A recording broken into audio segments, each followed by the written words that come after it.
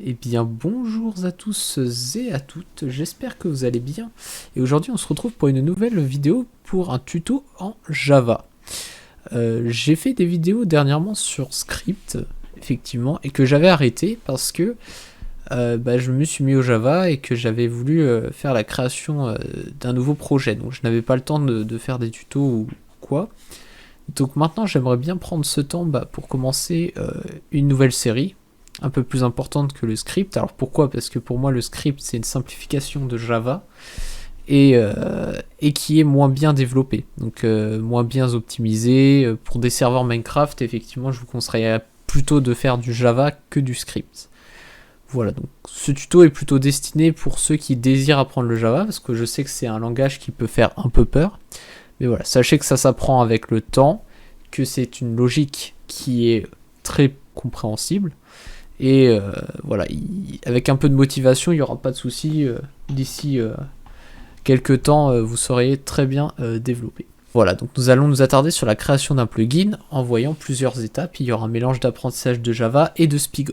Voilà, mais je vais essayer d'être le plus clair et concis pour que le tuto soit bien clair pour vous. Donc tout d'abord, si ce n'est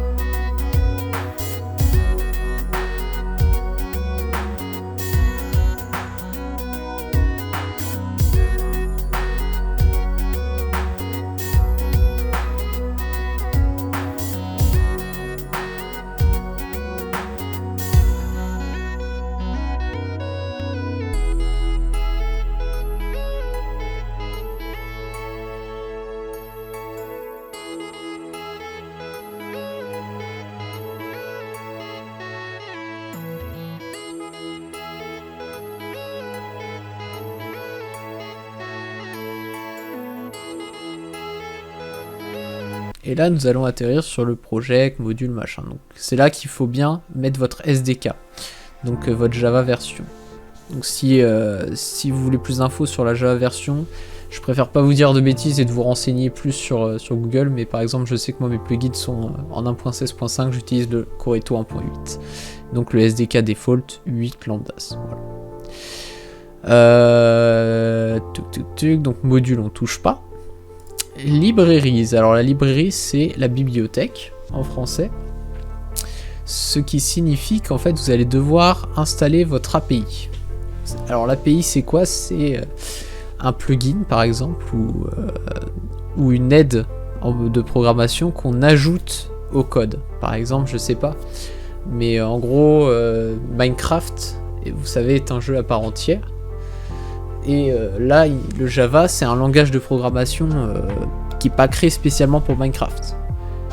Donc quand on va devoir téléporter des joueurs dans Minecraft ou utiliser des sons de Minecraft, on va avoir besoin d'un truc qui soit relié à Minecraft, parce que Java, il va dire, je comprends pas, de quoi tu me parles, je connais pas Minecraft.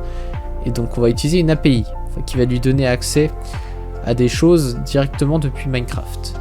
Donc vous allez faire le petit plus, vous allez cliquer sur Java, et là il va vous falloir quelque chose que vous n'avez probablement pas installé. Donc voilà, vous allez sur internet et vous tapez par exemple Spigot 1.16.5 parce que moi mon serveur il est en 1.16.5, donc les plugins je les code en 1.16.5.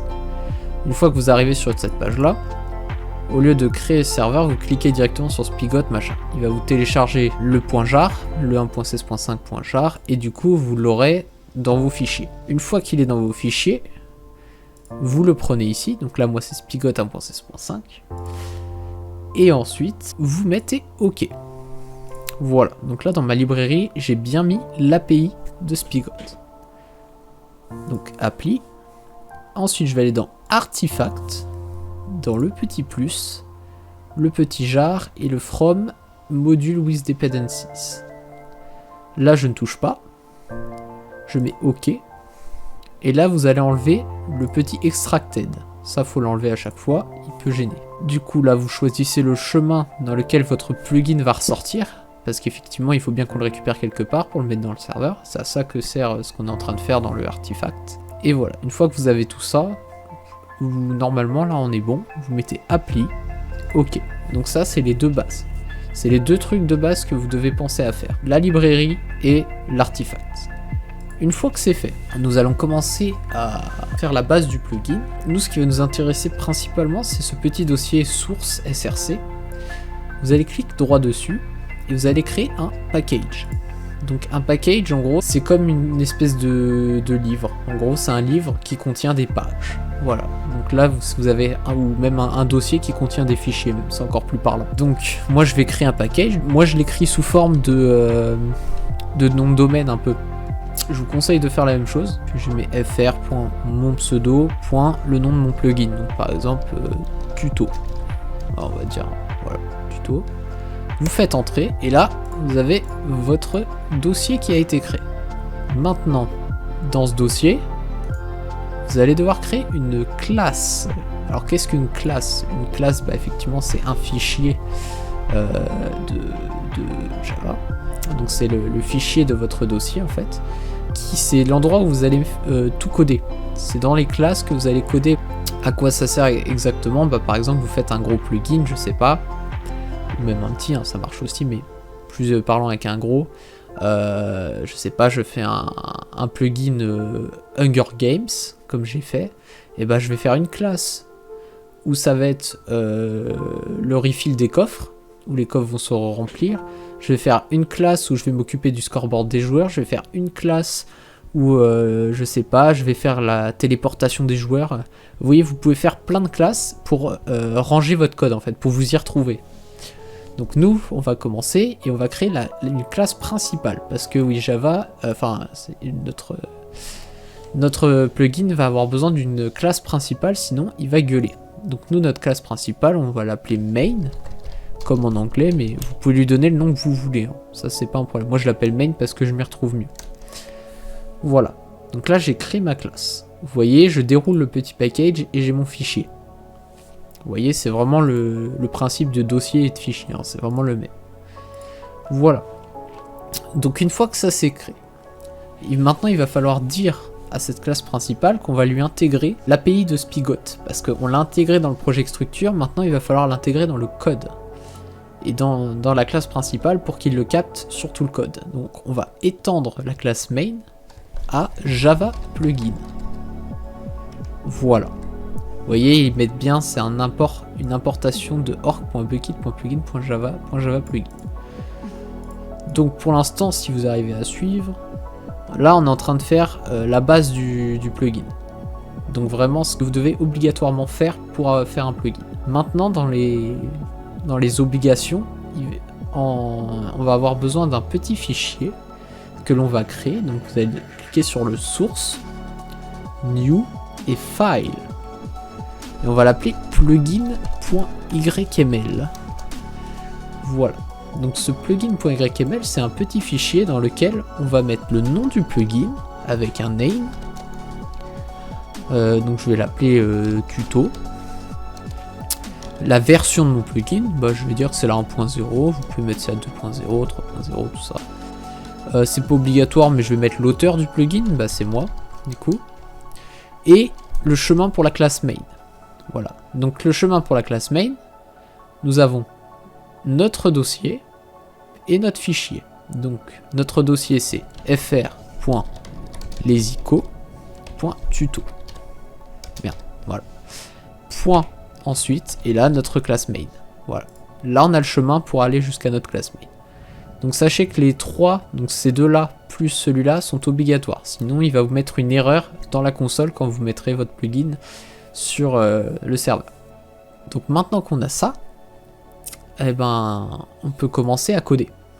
Alors, quelle est la première chose qu'on va faire dans notre plugin?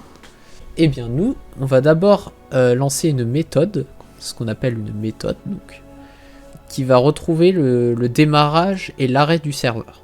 Voilà, tout simplement, on va commencer par dire qu'est-ce que je veux qu'il se passe quand le serveur va se lancer, ou qu'est-ce qui va se passer quand le serveur va s'arrêter. Donc pour cela, c'est pour ça que je vous ai proposé de prendre IntelliJ, qui est bien parce que je peux taper on, et là, il va tout de suite m'afficher les solutions possibles. Donc nous, ce qui va nous intéresser, c'est le on enable. Enable pour dire quand le plugin s'allume en gros. Voilà. Vous devez avoir ça. Tac. Alors, vous pouvez faire de l'espace. Hop, et on va enlever ça. Parce que ça, c'est la super classe. On n'en a pas besoin. Pareil, je vais descendre et on va aller dans le on disable. Là, c'est quand le plugin s'allume et ici, c'est quand le plugin s'arrête. Petite explication, nous avons des crochets. C'est ce qui permet d'écrire à l'intérieur d'une méthode ou d'une condition pour rester dans la classe. Par exemple, vous voyez là, ma classe elle commence à partir de ce crochet là. C'est-à-dire que si je commence à écrire en dehors, genre après le crochet, il va pas me capter quoi que ce soit parce que pour lui je serai même plus dans la classe. Par contre, si je le fais à l'intérieur du dernier crochet, du coup, si je réécris on, il va me proposer plein de trucs. Parce que je suis toujours à l'intérieur de ces crochets-là. Sachez que c'est important de savoir ça, parce qu'on va en avoir besoin pour la suite. Donc ensuite, moi je vais faire le choix d'écrire un message dans la console. Donc pour ça, vous allez faire un système out println. Et là, il va nous mettre plusieurs choses. Comme vous le voyez, il nous écrit booléen, char, machin. C'est tout ce qu'on peut écrire à l'intérieur. Il faut être bon en anglais. Quand vous développez, c'est mieux d'être bon en anglais parce que vous avez moins de difficultés à comprendre. Mais par exemple, int, vous l'avez peut-être déjà entendu, mais int, en gros, c'est un nombre entier. Vous avez quoi? Vous avez exactement les longues. Eux, c'est plutôt le temps. Ça reste des chiffres, mais c'est en rapport avec le temps. Les booléens, ce sont des variables qui renvoient vrai ou faux. Voilà, les doubles, c'est les chiffres à virgule, etc. Nous, ce qui va nous intéresser, c'est un truc que vous allez avoir énormément besoin, c'est des strings. Alors les strings, c'est un type de variable, parce qu'on dit string, c'est une chaîne de caractères. Alors oui, quand on dit chaîne de caractères, c'est pas très parlant. Mais en gros, une chaîne de caractères, c'est des chiffres, des lettres mélangées. C'est-à-dire qu'un chiffre tout seul, on va dire que c'est un nombre entier, par exemple. Mais un chiffre qui est accompagné de lettres ou de caractères spéciaux, et ben là, ça va devenir un string. Vous voyez, si j'écris 2, c'est un int. Si j'écris 2 bonjour, c'est un string. Voilà. Donc, en Java, on écrit les strings entre guillemets. Toujours. Sinon, il y aura une erreur. Là, le plugin tuto est démarré. Par exemple. Donc là, il devrait me l'écrire dans la console quand je vais démarrer. Hop. Ensuite, le plugin tuto est arrêté. Voilà. Donc là, nous avons vraiment la toute base de notre plugin. On va juste finir avec un test pour voir si notre plugin fonctionne bien. Pour construire notre plugin, nous allons aller dans Build, en haut, Build Artifact et Build.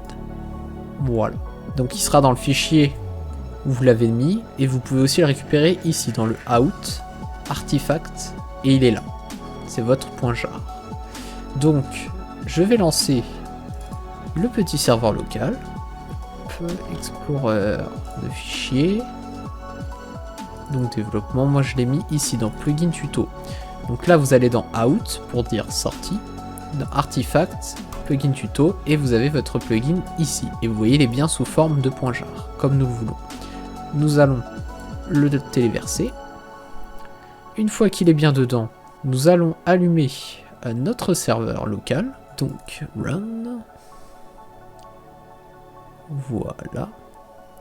Il faut attendre un petit peu le temps qu'il charge. Nous avons notre console ici, qui va tout charger. Donc là, qui prépare la map, tout ça, ça vous savez déjà. Voilà. Et là, comme vous pouvez le voir, si votre plugin fonctionne correctement, vous avez le message, le plugin tuto est démarré. On vient de lancer le serveur, et effectivement, c'est ce qu'on a mis dans le on enable. Alors pourquoi est-ce qu'on a mis la petite mention override? C'est parce qu'en Java, le simple fait d'enlever ça, ça devient une méthode ou une fonction. Et une fonction en Java ne peut pas s'activer toute seule. C'est-à-dire qu'il faut l'activer dans un truc, dans une commande ou voilà. Donc voilà, c'est tout pour ce tuto. J'espère qu'il vous aura plu. Et si c'est le cas, surtout, n'hésitez pas à me demander dans les commentaires un épisode 2. Si vous voulez un épisode 2, dites-le moi. Sur ce, je vous souhaite une bonne journée, soirée, et je vous dis à la prochaine. Salut, salut!